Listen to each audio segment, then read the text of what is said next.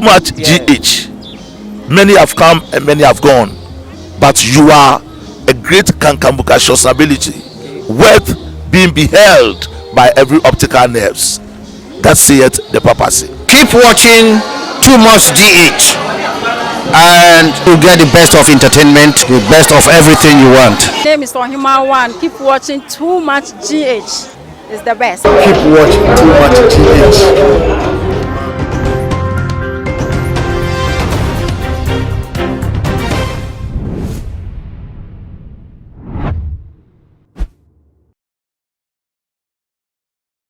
Memo akwaba ede ebatuma GH so a case kapa enmidi na Ghana wahala jumedi ena ebre aso semede ebebe sumu na ebusia for net day die ye nua be mebi ensem kaya aho brasi bi a wanya ede ama Ghana for ama chese wodi chopa atu edwana Ghana for si ye we dia wamasem ene de Ghana for ekokoda ahinie media for omkoda ahinie net day branti a wo musu se nka wo no die adibuo die ananse se ban no se wo ke kana adwen die nka wo mfa ho be bobo na adwen na abrumu ntidi ananse wo ke kana adwen die a kire obi nanso so this time die onya ye kraman ya ho brase na otimi ba ye abonten na wentimi anka hwe na ye chewpa na wode emo no mo se debi abranti sakra ye eba ewoni mu no ma bi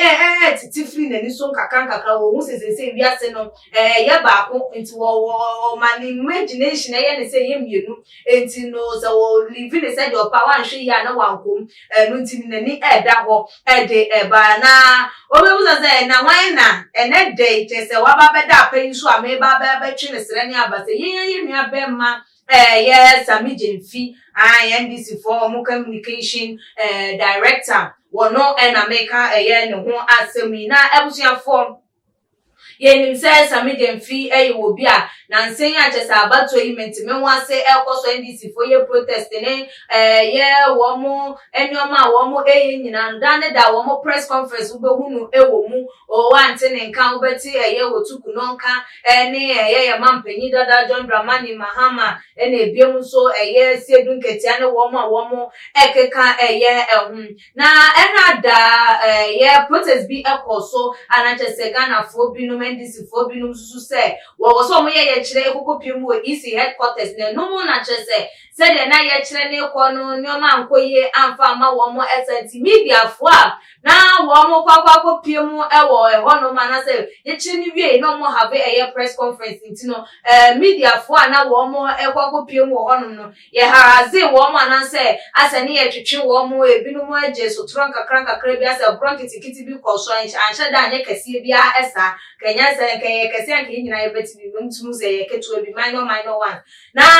no na je se ye nua be mai enya asutire se sei na akoso ewo media personals no wo mo afam bra na wo mo ba aba beteki cover with the aircoso na so mbaba betwa video funi afa the aircoso no protest na say press conference na aircoso no na say na ekoye na no na just what say you know say there be say you know one more enkan na say ye mpe wo masoma na ye demonstration actually say ye nya atentene ne ye nya justice awo main one na no nche say ye fa media for enim entwitwiri form ana say ye ntiatia wom so because womu ni wonu mu a ye ni ho na ye susu ye ni ho a womu ni wonu obi enya ne yonko no susu de edru sa empepe so enti wo sre media fo yie pa sa womu emfa enchom se basa ye bisa ekoso ma chese ye harassment bi ekoso mu fa enchom na enya womu bo apaye so ko mbedi se dwuma no ede a kire na ebusia fo kakun ejini kokonu mu ma ye nko ni nkotie ne nsam na odi etu eja o say we, the NDC, believe the media has been our partners for a long time and we can't allow this issue to destroy our long-standing cordial relationship. We are sorry for every attack you media has suffered from the NDC. Let's all forgive ourselves so that we can work together to achieve the justice our country deserves. We any someone what you to a jana said what kind of boko ahubrasia kwem. I don't know just a Ghana for Jim woman just say aba abante just sakraye bi aba ni nipedwem anase sebi mani ma mfanche mebi ana ankoyi afama wa nye se bia ye di na temba sakraye bi aba na adwemu ama se wo hunu se wo se na ma na ninye den enda won no din se we atu edwa na Ghana for ka se eno anu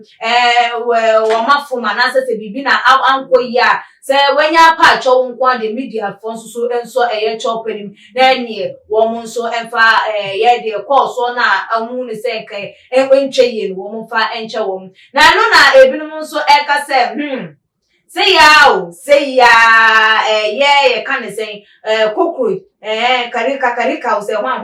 nkofo bi friend kakarika bi nso friend no normal say di nim no na wọ́n sì dàbí o nípa bí say etimi ma no ho dwo sampempenso we na wotimi ka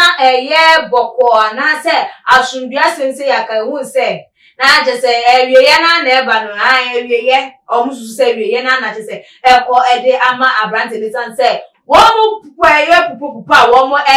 womu protester womu ye demonstration na womu ko nyina no hunim se media for mama meteki cover anase se womu mama metwa enya de se womu kasa womu kanu ebedu bebia mo bia te de womu eka anase ebetimi ama womu ani swadi mu na womu womu botaya na de womu ye no womu obi mpo etimi ehunu ti se wampa chowa na che se womu anu womu dwumedia womu de na che se atonsuom enya desi obia ebeti ana obia ebemu nempo echita ni bia hunu se ebe omo bo wo hu emodi nti ka de waka ni ye pananka wan pa cho de a enkanya desi media person obia betu ni na yesi NDC wo mo protest wo mo demonstration na se wo mo press conference as simple se wo mo kwakwa kotwa wo mo nti we de wo hunu na waka niye na no na ebinum nso kasa abrante we ya nsema wo kan bibi na wo pe ede age na se wo pa de osa wonsa eche wo bia nu na se kwa kobo na pampam de ene se ka na obekawo enti wo se won tro no bo no defe wo mo ase de be ya wo so edwumedi betimi akoto tete nye ahobrase bia na wanya na emum se si am primpin de si ye no o se che kwa na wo mfa entu edwa na abusuafo ye di ese no wa dwinche bi fa nsemi ho a betimi de ababa tu edwa na ebi like videos na share follow your social media hangouts ni na eso Facebook, Instagram, Twitter baby a obehu yen wo ho ntuma GH wo ho yo bo semita na aye fi wo yen ko baby a ye ko na eja wo ho aye den enti subscribe so when you like videos na share na follow yen na all the videos I be upload bia no so etimi enya notification na wetimi a share wadwen eso so ede amaye ekres kapa enemy that's ne e be saneshia